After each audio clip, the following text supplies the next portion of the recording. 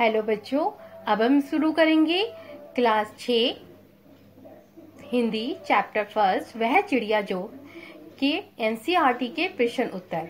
देखिए, पहला प्रश्न है, कविता पढ़कर तुम्हारे मन में चिड़िया का जो चित्र उभरता है उसको कागज पर बनाओ।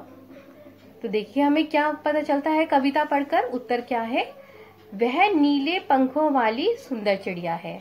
आपने पढ़ाई ही होगी कविता, उसमें हमें ऐसा ही लगता है। चिड़िया मधुर स्वर में जंगल में गाती है। और क्या है? वह बहते पानी नदी का पानी पीती है। और बार बार उसमें बताया है वह छोटी चिड़िया। तो चिड़िया कैसी है? चिड़िया का आकार कैसा है? चिड़िया का आकार बहुत छोटा सा है। और उसे क्या पसंद है? आजादी बहुत ज्यादा पसंद है। तो मैं समझती हूँ बेटे आपको ये पहला क्वेश्चन समझ आ गया होगा। इस तरीके से आपको ये क्वेश्चन करना है। अब इसका दूसरा क्वेश्चन देखते हैं। देखिए, दूसरा क्वेश्चन क्या है? प्रश्न है, तुम्हें कविता का कोई और शीर्षक देना हो तो क्या शीर्षक देना आप चाहेंगे, या उपयुक्त शीर्षक सोचकर बताइए। शीर्षक का मतलब होता है बेटे चैप्टर का नाम।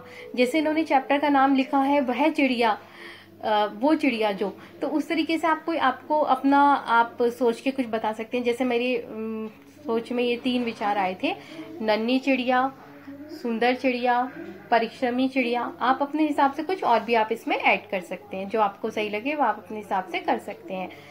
प्रश्न नंबर 3, इस कविता के आधार पर बताओ कि चिड़िया को किन किन चीजों से प्यार है।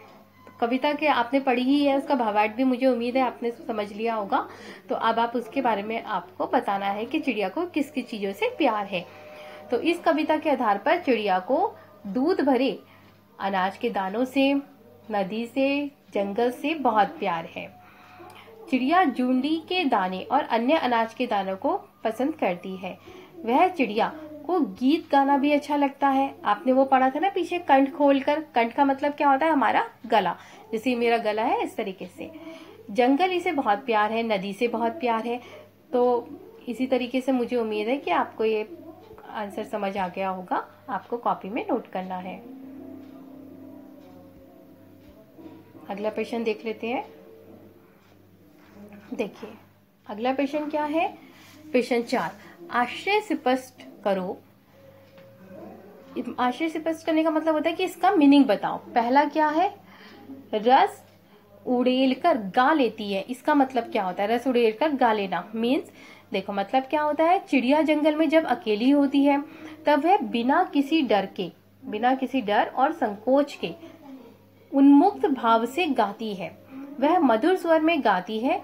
उसके स्वर की मधुरता वातावरण में रस घोल लेती है। मतलब ये हुआ, जब चिड़िया अकेली होती है, एकांत वन में होती है, तो उसके कोई किसी का डर नहीं होता है। और उन्मुक्त मतलब फ्री होके, मतलब स्वतंत्र होकर वो गाती है। अच्छा, अब दूसरा क्या है? दूसरा है बेटा, चढ़ी नदी का दिल टटोलकर जल का मोती ले जाती है। इसका मतलब आपको बताना है। इसका मतलब क्या होता है? छोटी चिड़िया चढ़ी हुई नदी से बिल्कुल भी नहीं घबराती। चढ़ी हुई नदी मतलब पूरी पानी से भरी हुई नदी से भी वो घबराती नहीं है। वह उफनती नदी के बीच से अपनी चोंच में पानी की बूंदों को लेकर उड़ जाती है।